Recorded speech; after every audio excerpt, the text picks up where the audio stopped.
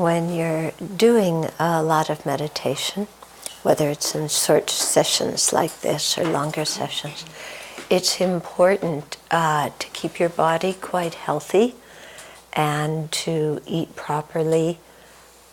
And I think that exercise is quite important, and I really recommend doing some stretching or some yoga or Tai Chi or Qigong,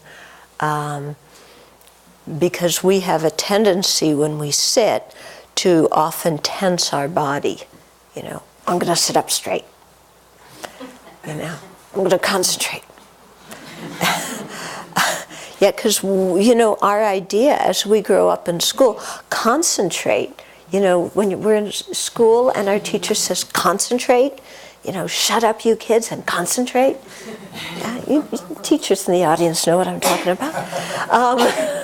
Yeah, parents probably do.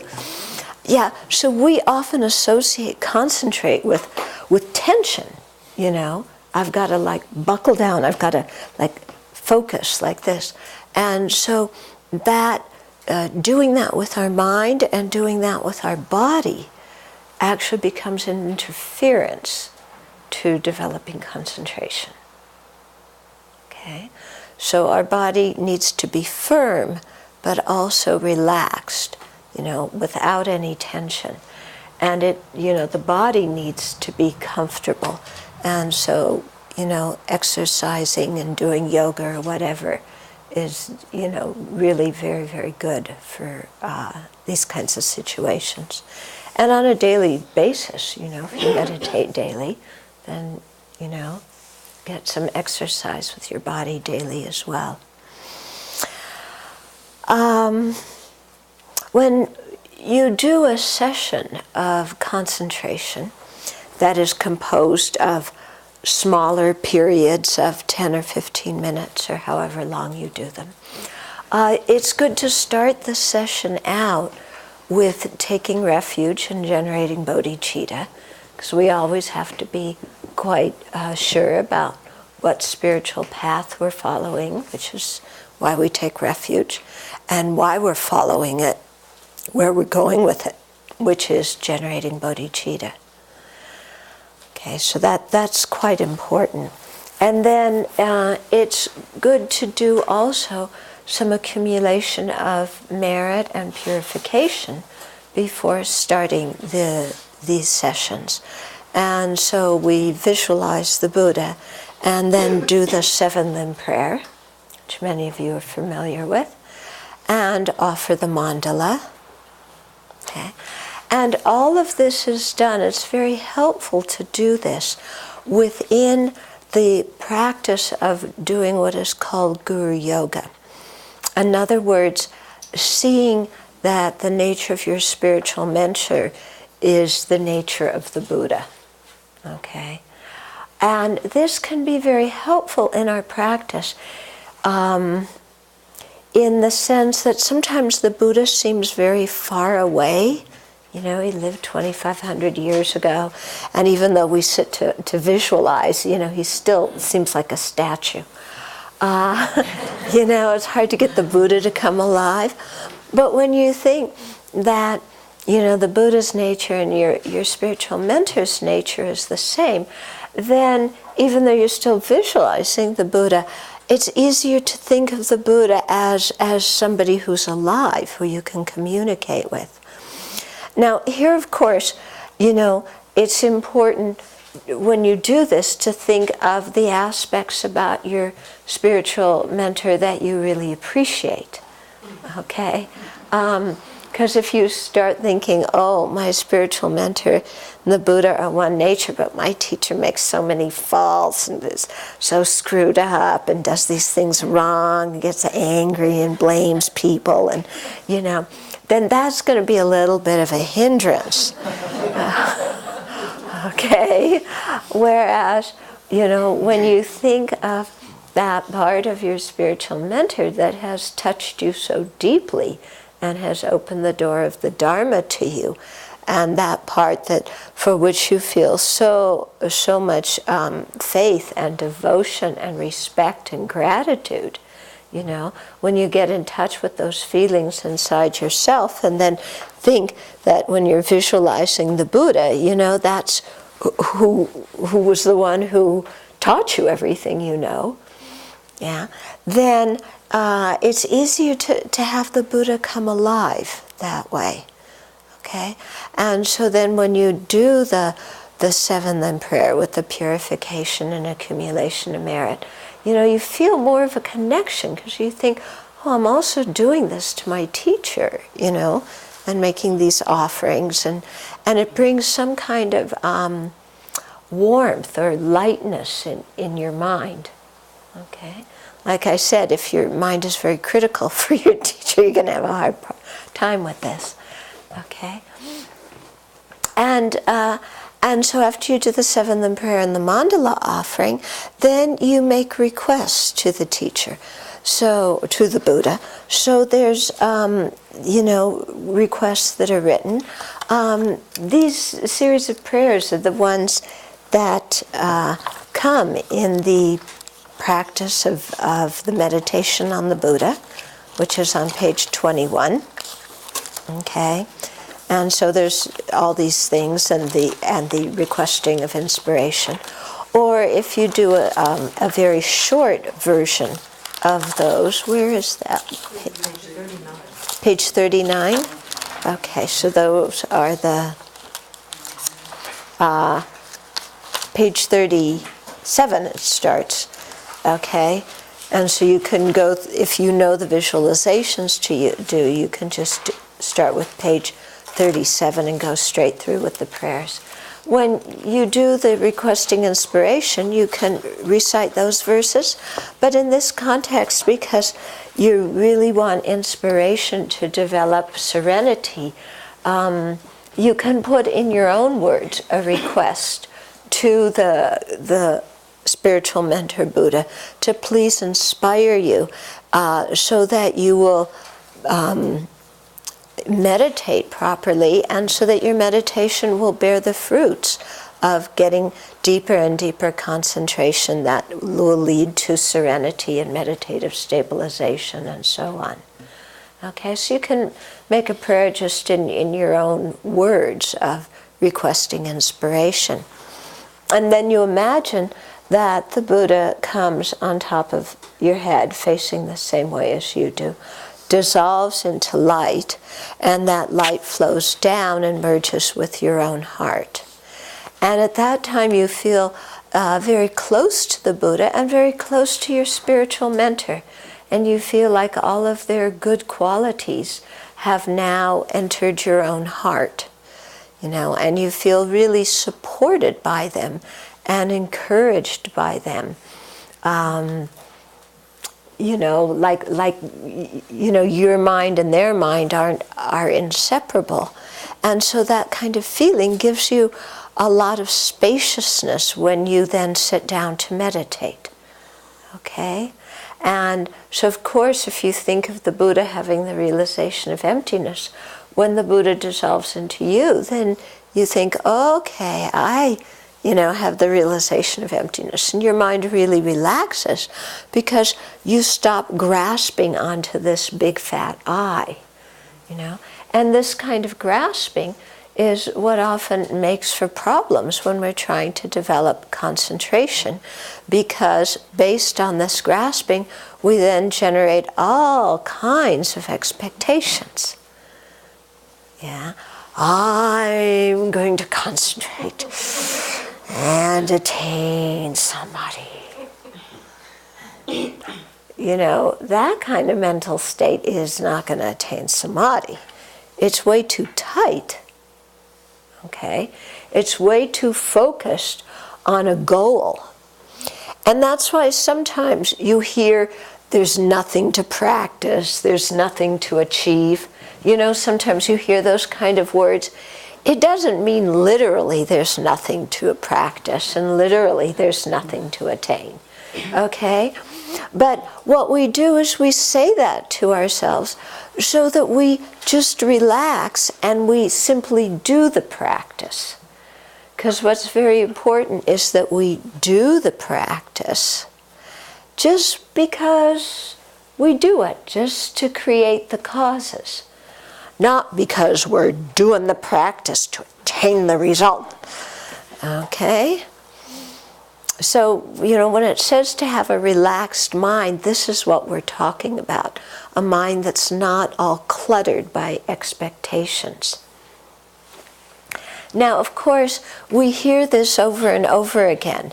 And His Holiness Dalai Lama says that one of our biggest problems in the West is that we have so many expectations, and we expect things to come very quickly and very easily. Yeah. So we hear this warning a lot. And when we sit down to meditate, in the back of our mind, we think, I don't have any expectations. His Holiness is saying that for other people who are very tense, who have a lot of expectations. And anyway, even if he were saying it to me, I'm not like those other people, because I'm somehow special and I'm going to gain serenity very quickly. Yeah, he said that for those other people to comfort them because they're a little bit slow and distracted. Yeah, but I'm really, I'm unique and I'm going to get this very quickly. Yeah, and then we conclude, but I don't have any expectations. Okay, so, if you spend some time looking at your mind and ferreting in all the little, holes in there, then you find these kinds of thoughts and expectations lying in there. Okay? So that it's very important, to do this preparation, refuge, bodhicitta, in the context of visualizing the Buddha, the 7 limb prayer, mandala, making requests, Buddha dissolving into you, feeling united with the Buddha, with your teacher. And then you just do the practice to create the causes without any expectation of where you're going to get. Because you can see sometimes when we set out this kind of expectation, that then when it doesn't happen, we're like a flower that withers. Yeah, we started out with so much energy, so much enthusiasm, and then when our mind is still bonkers, then we just go, oh, what's the use? And our intention just withers. And you can sometimes see it even in our posture. We start out like this, and then after a few days or after a few weeks, we're like this. Yeah. Okay. So the thing is that, we hear this again and again and again. But we never really learn it until we go through it the hard way. Yeah? Because we always think that somehow we're going to be different. Okay, so I had a friend who recently did a 1-month Serenity retreat. And she told me that one of the big things that she had to learn was how to relax her body and mind. Yeah, and she didn't even know that her body and mind needed relaxing. She thought that they were already quite relaxed. And she said it was quite a challenge to her to figure out exactly what it meant to relax your mind and to relax your body. And what does that feel like? And how do you do it? And so she had to really experiment a lot, and just see what worked and what didn't work.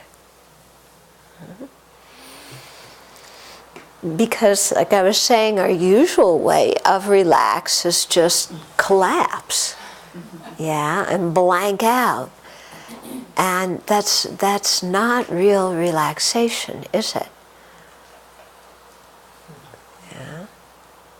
And when we collapse at the end of the day because we're exhausted, Is our body relaxed? Is our mind relaxed, or are they still kind of tight and there's some stress? So it takes really some practice and investigation to learn what this means. Okay, so after we've done that preliminary practice, the Buddha's dissolved into us and we feel close to our teacher, close to the Buddha. Then we visualize the Buddha in the space in front of us and begin the serenity practice. So as I mentioned before, his body is made of golden light. Yeah. So again, it's not something hard. It's not something you can touch with your fingers. It's golden light. He has blue hair. Yeah, blue-black hair. And each hair is curled clockwise. Now, I've always wondered about this because the Buddha was a monastic and he shaved his head. Yeah. But in ancient India, they have this thing of what's called the 32 major signs and the 80 marks of a holy being. And so the curled hair and many of these other traits are among those marks, and the Buddha is said to have had those. So he shaved his head, but he still has the individually colored hair. I mean, curled strands of hair. Okay, then, his very beautiful eyes, very serene expression. And then his earlobes are long because he was a prince and he used to wear very heavy jewelry which stretched his ears out, his earlobes out. So when you see the long earlobes, it's a symbol of, giving up, of renouncing the life of luxury and really putting one's spiritual practice as the foremost thing. And then the Buddha is wearing monastic robes. Okay, so there's the lower robe that is called, it's made of 5 panels. There's this upper robe that's made of 7 panels. And then there is another upper robe that is made of anywhere from 9 to 25 panels. Okay, so those are the 3 monastic robes. We think of the Buddha as wearing them. And then his hands, the left hand is in, when it's in the lap, that's the position of meditative equipoise. Okay, so showing that the Buddha is in meditation. The union of serenity and insight, focused on on emptiness and perceiving it directly. And he's holding the alms bowl. It is not a begging bowl because monastics don't beg. They go for alms. There's a difference. Begging is saying, gimme, gimme, gimme. Alms is you're there and people have a choice whether to give. So he's holding an alms bowl, and it is filled with the nectar that destroys what's called the 4 maras. Okay, the 4 maras, Mara is a personification of hindrances and enemies and so forth. So this nectar counteracts these 4 maras. So 1 mara is our contaminated aggregates or our polluted aggregates. When we say contaminated or polluted, it means that they arose due to ignorance, due to self-grasping ignorance. Okay? So this is our samsara, is our body and mind that are polluted by ignorance. So ignorance, the mara of death, I'm sorry, the 5 aggregates, okay? Then the second one is the mara of ignorance and afflictions. The 3rd mara is death. And then the 4th mara is sometimes said to be external beings. I think they're in the Asura realm who kind of disturb our meditation.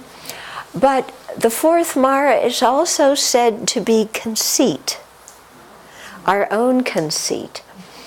And it's very interesting, when you first start out your Dharma practice, you don't have a lot of conceit because you don't know much, and you feel just like this empty vessel, and you sit in front of your teacher and say, fill me up. As we begin to practice, and as we study, we begin to, know certain things and so on, and then we get a little bit full of ourselves, I'm not this empty vessel anymore. I know some things. And my teacher should recognize that I know these things. And I'm going to teach them to other people who also should recognize that I know these things, because I'm really kind of pretty good Dharma practitioner here. So that kind of self-importance, that kind of conceit, becomes a Mara, an enemy in our practice. Because clearly, when you know it all, you can't learn. Yeah. Okay, so I think this is, in the Zen tradition, when they talk about beginner's mind, I think this is what they're talking about, coming freshly to our practice without expectations, without this idea of, I'm somebody who already knows something, I'm an older student, or I'm this, I'm that, now I'm ordained, so, I'm bigger than everybody else, or whatever, so some kind of self-inflation. I think when they talk about beginner's mind, it's canceling out all of that, okay? We just come because we're samsaric beings revolving in cyclic existence due to our own ignorance, and we want out, and we want to help everybody else out. And there is nothing to be proud about in that situation. Yeah. Whenever we see ourselves getting a little bit puffed up, just remember, I'm still in samsara. There's nothing, what am I going to get puffed up about bragging to people that I'm in samsara? That's not going to work. Okay?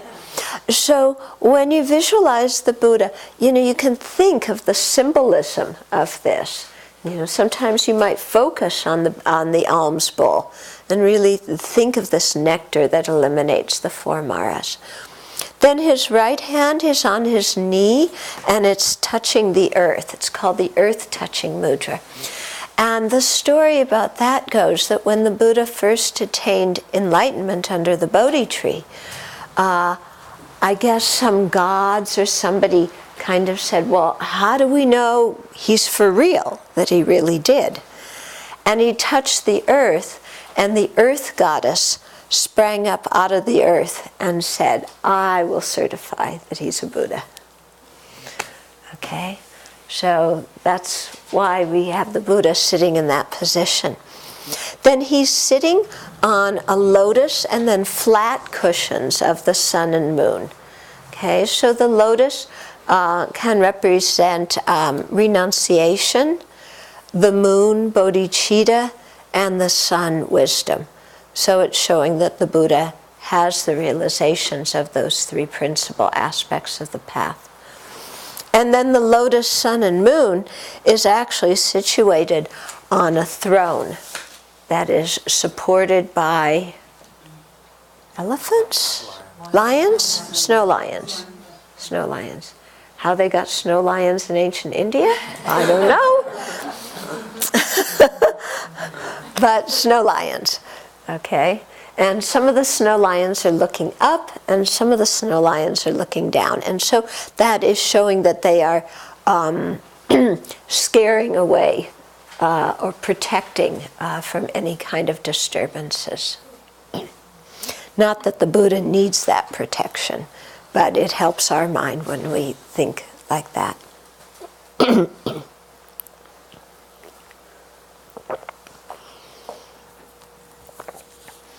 Okay, then when we sit down to focus on the Buddha, these two mental factors that I spoke of this morning, mindfulness and introspective alertness, are very, very important. So mindfulness is a mental factor that places our mind on an object that we're familiar with in such a way that the mind stays there and doesn't get distracted. So we have to be familiar with the object, which is why it's good to start out by looking at the image of the Buddha, or in your break time, looking at the image of the Buddha. As much as possible, familiarizing yourself with that image, because then when you sit down to meditate, it's a familiar image, and your mindfulness can get placed on it. Okay? So the mindfulness is what keeps the mind on the object. Of course, there's other mental factors like attention and so on that also help keep the mind on the object. But mindfulness is what remembers the object. Because if you don't remember the object, then you're going to be off the object, aren't you? Okay, so it's not just remembering like an intellectual remembrance. Oh yeah, I remember I'm supposed to visualize the Buddha. It's not that. Yeah, it's the mindfulness which is remembering the Buddha in each moment and keeping your mind focused on that image that you've generated in your mind of the Buddha. Okay. Then introspective alertness is said to be like a little spy, and it pops up from time to time and checks whether our mindfulness is still functioning or not. Okay? Because sometimes our mindfulness is not very strong. We may sit down, when it's not strong, we sit down, we say to ourselves, okay, there's the Buddha, and then the next thought is we're daydreaming. Yeah? And we're off, we're thinking about what we have to do tomorrow, or this or that or the other thing. That is because we're not remembering the object. We've forgotten the Buddha. Okay, our mindfulness is not strong. Now, when our mindfulness has slid off like that, if we don't have introspective alertness, then we can spend the whole session daydreaming, or the whole session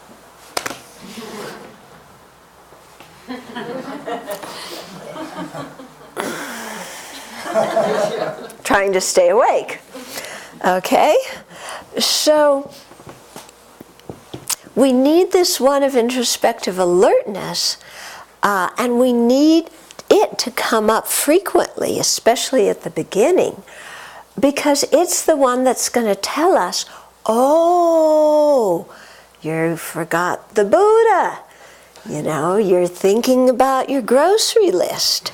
You're thinking about lunch. You're thinking about, your partner. You're thinking about the job you want to get. Yeah, you're worrying about, what the boss is going to say to you. Or you're mad at something somebody did 10 years ago. Okay? So the introspective awareness is the mind that checks what is going on. And it's the one that sets off the alarm saying, you're off the object, beep, beep, you're off the object, beep, beep. Okay? Wake up, wake up. Okay?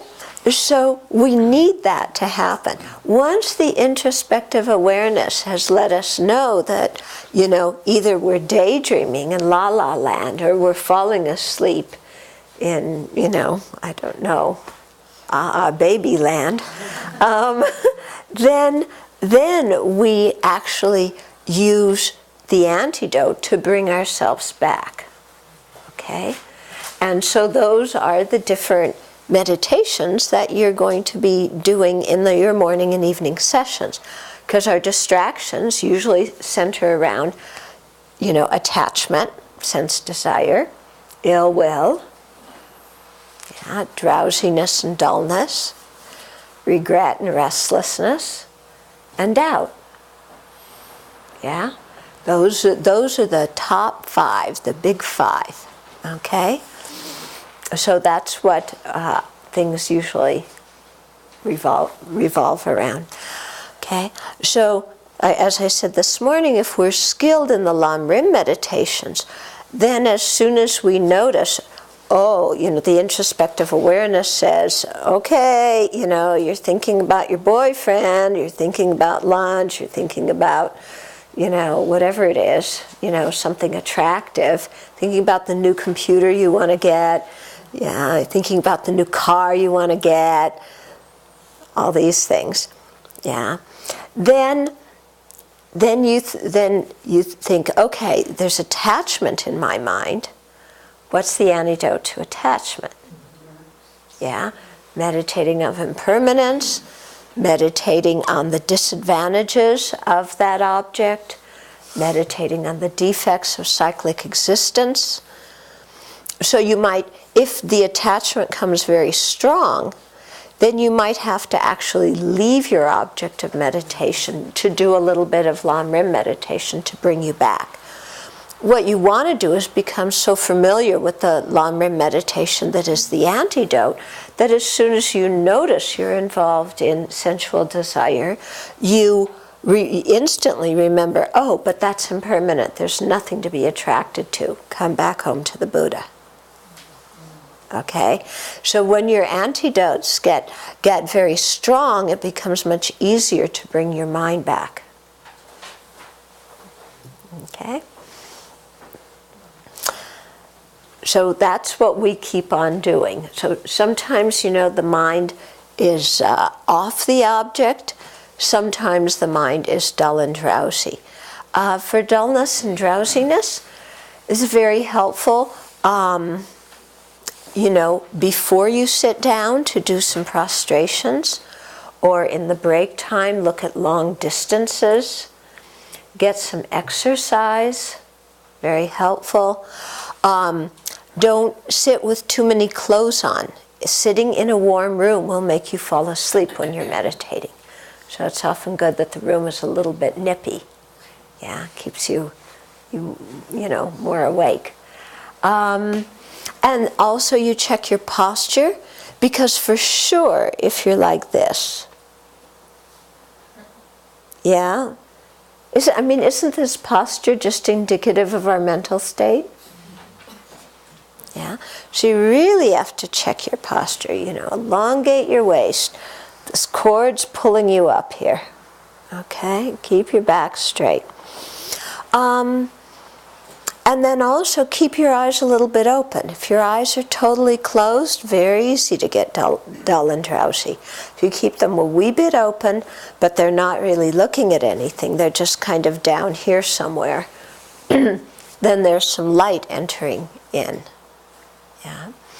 Another thing is if your mind tends towards dullness or laxity, losing energy, then look at the upper part of the Buddha's body, like focus on the Buddha's forehead, and make the Buddha's color a very, very bright golden color.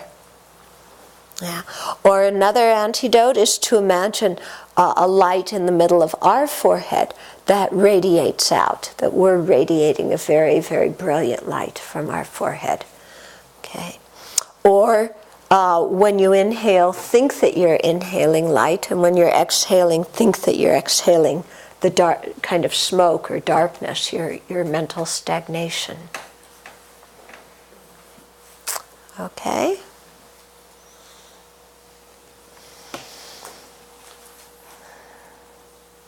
Questions so far? Yeah.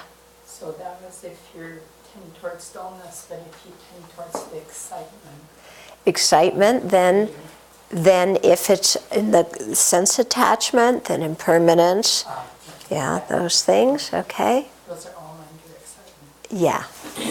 Okay. Well, excitement usually is towards a something that you feel attracted to. Yeah, people most often get off the object by daydreaming about something attractive. Okay? But some of us get off the object. You know, we have no imagination for things that are attractive. And we get really into just a lot of ill will. Yeah? And you know, it's like there's no imagination of, oh, I'm at the beach with my boyfriend. It's just like, oh, so-and-so said this to me, and so-and-so doesn't respect me, and so-and-so ridicules me, and that one makes fun of me, and they pick on me, and I don't fit in here. And, you know, all these people just are so awful.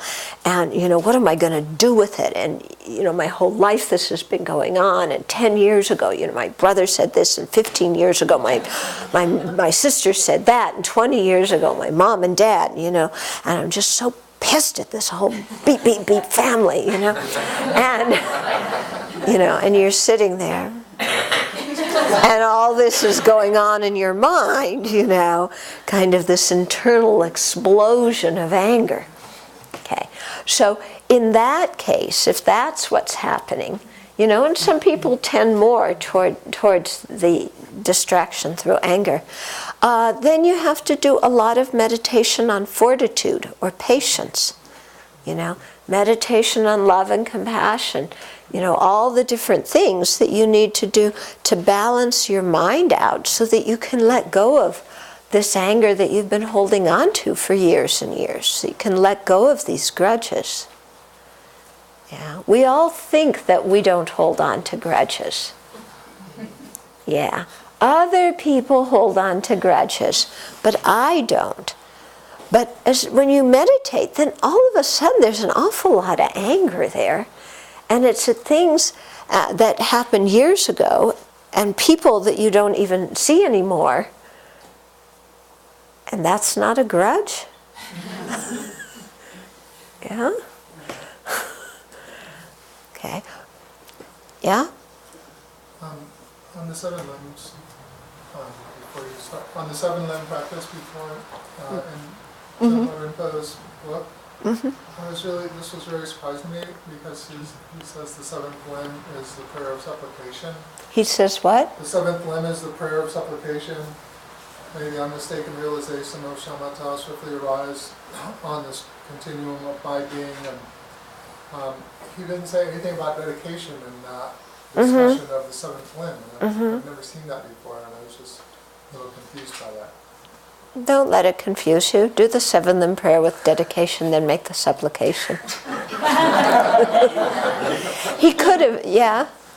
You know, I don't think it needs to be something that's confusing. Or maybe I don't know. Well, it's appealing because it's like creating the causes and conditions for creating the cause for shamatha to ripen in your mind stream right. some future time. So, yeah. You know, it has a lot of appeal. Right, but I included that when I gave that explanation at the beginning of this session. I said after the seven limb prayer, you make requests, and and I said put it in your own words, or there he has it nicely written out, what the request is, you know, for inspiration, so that you can actualize serenity. Yeah, so I included that in there. Yeah. When somebody is like beginner, when we're beginners trying to work on serenity, can you overuse the trying to bring up the introspective awareness? Okay, so when you're a beginner, can you overuse trying to bring up the introspective awareness? I think it may seem like that, but actually if you do that, what's happening is your mind's quite tense. Yeah, because you're sitting there. Am I still on the object? Am I still on the object? Am I still on the object? Am I? I'm still on the object. You know? So that's called tension. Okay? Yeah. Yeah, similarly, I tend to like try to clamp down on the image. It's like I'm trying to force everything else out. Yeah. Or something like that, and that will lead me right into drowsiness, actually. Yeah. Okay, so sometimes when you are clamping down is an excellent expression of it. Doesn't that describe what it feels like? you know? And of course, if you're going to get exhausted, aren't you? And you're going to get drowsy. So, you know, mindfulness is placing your mind on the object. It's not to the object. Okay? Also, what can be very interesting is when you're meditating, you can go back and forth between drowsiness and wild daydreams in a split second. You notice that? Yeah? And that just goes to show that the drowsiness has nothing to do with not getting enough sleep. You know, once in a while, maybe it does. I know for all of you, when you're drowsy, that's really the case. But you know, these other people, I'm saying it for these other people, you know, that it's not really a shortage of sleep, you know, for them. I know you're all sleep deprived. Okay, so, you know, just how the mind can flicker back and forth between those two. Yeah? It's a way to wake up. Yeah. To get the attachment going wakes you up. Yeah. Yeah, that's not actually the technique we want to use. Okay. So, yeah? It kind of reminds me of trying to learn how to sailboard, because first you flop over on the left, and then you flop over on the left. Right. Flop over on the left. Uh-huh. And, I don't know, words of encouragement, keep doing that eventually, you'll Yeah. stay on board. Yeah, I think it is like that. You know, we flop to both sides. It's like being a baby and learning to walk. You know, how many times did we fall down when we were a baby trying to walk? Yeah, but eventually we mastered it. Okay? So the same thing with this, you know, you go to one extreme, you go to the other, yeah, but if you keep trying, eventually, you know, if you follow the instructions and keep trying, you'll get somewhere. If you don't follow the instructions and keep trying, you're not going to get anywhere. Okay? So we also have to deal with our mind. You know, we all have different ways of relating to instructions. Some people don't like instructions.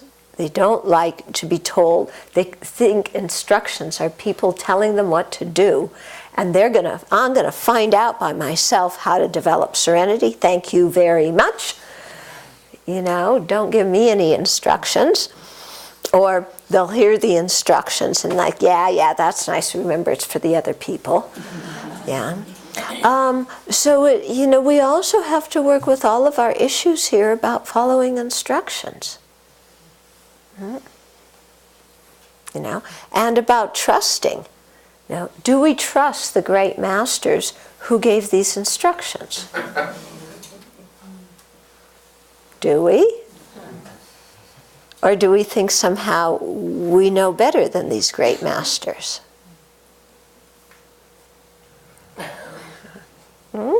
So, you know, it brings up a lot of different things. And so one of the things that you'll notice as you're, you know, meditating on serenity, to develop serenity, is that, you know, tons of different thoughts come up. Tons of different thoughts. And you just have to watch them and do your best not to let them drag you away. And to watch, there's many things you can watch, but one thing that becomes very clear is about how all these distracting thoughts are always about me. Yeah? All these thoughts are just, they create our whole self-image. They give us an identity. Yeah, through all these thoughts, we create the landscape within which we place ourselves, and then think that we and everything else is exactly as we think it is. Okay? So you begin to notice that a little bit. Okay, so I think that's one more question. Two more questions, yeah? I had two questions, but you mentioned earlier that walking meditation is always done around an object of reverence. Mm-hmm. Were you saying that in regard to our tradition, or that's how it was always done in ancient India? No, I didn't say I see the Theravadins Yeah, do it that way. if I said it was always done around a holy object, that was a mistake. It is very good to do around a holy object. Yeah. During the Q&A session, we had a couple questions about the actual, how to do the visualization. And a few people, myself included, found that, like, so for instance, when visualizing Buddha Shakyamuni, maybe engaging in a dialogue with Buddha to make Buddha kind of come more alive. Or other people expressed, because of the way they perceive the world, like it's helpful to have Buddha move around rather than just static. So I was wondering, because this is a concentration, if we keep switching and then... Yeah, you shouldn't have the Buddha move around. Okay. Yeah, don't have the Buddha move around. The Buddha's there, and you keep your mind on the Buddha. Okay? Because if the Buddha's standing up and sitting down and swaying right and swaying left, what's your object of concentration? Yeah, it has to stay on one thing. And so, whatever your original, however you construct the image of the Buddha, you keep your mind on that. In terms of a dialogue, in concentration meditation, you aren't going to be talking to the Buddha. Yeah, I mean, if when you're doing, when you feel stuck and in your practice and you need to make requests to the Buddha, that's the time you're talking to the Buddha.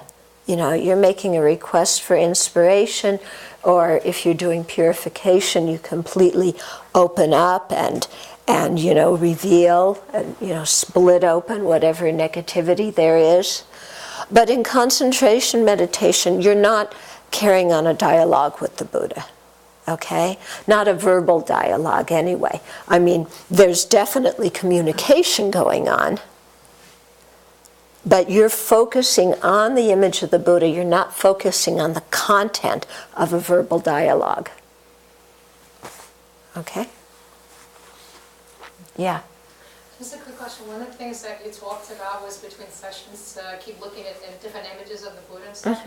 So the question is about, if you see lots of different images of the Buddha, how do you decide which one you're actually going to focus on?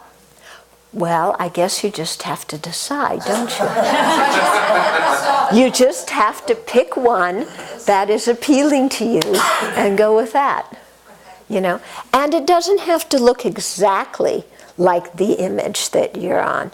The image, the physical thing you're looking at is to give you an idea of what the Buddha looks like, But when you visualize the Buddha, it doesn't have to look exactly like that particular image. Okay? Yeah? One thing I noticed I was having trouble with was I could get a decent image going, and I was at the head and the eyes and the ears and the throat. Then I started visualizing the torso, and then it's like I got bored all of a sudden. It was weird. I just was like, there's nothing else to think about. And I don't know if that happens to anyone else, I couldn't visualize anymore. Yeah. Okay, so sometimes, meditating sometimes is very boring for the mind that likes excitement. Yeah? The mind of attachment that likes to play hockey, that likes the thing going around, round, here, there, up, down, Okay? So the mind that likes that excitement is going to get pretty bored visualizing the Buddha who's just sitting there completely, immovable, not because he's tense and rigid, but just because he's completely relaxed and, Yeah. So that's the mind of attachment. That's, I'm looking for some, I want a hit. I want a hit of something. Can you talk a little bit more about looking at the parts versus the whole image? Yeah, sometimes They say that it's good, well, there's different ways to approach it. Sometimes you just think of the whole image and it's there and you stay with that. Sometimes I think it's better to kind of get the whole image. I mean, because when you walk in and see somebody, it's not that their head comes in, and then later on they get a neck, and then their torso, comes into the room. Yeah, it's not like that. It's, the whole person is there. So, when the whole Buddha's there, and then you may go through, focusing on different details of the Buddha to make them more vivid, and then come back again to the whole image. Okay? This will be the last question. Yeah? What is the relationship between the 5 hindrances and then another listing of the 5 faults and the 8 antidotes to those? Yeah, the 5 hindrances were mentioned in the sutras themselves, and then we have another listing of 5 faults, right, and 8 remedies, 8 antidotes, and that comes from Maitreya and Asanga's works. So it's just a later rendition of pointing out things that we need to take care of and look at. Yeah. If this course were going on for a long time, I would get to those. Yeah. I think that the 5 hindrances that were taught in the sutras are, we notice those very directly and immediately. So I wanted to emphasize those more. Okay, so wiggle for a minute, and then we're going to meditate.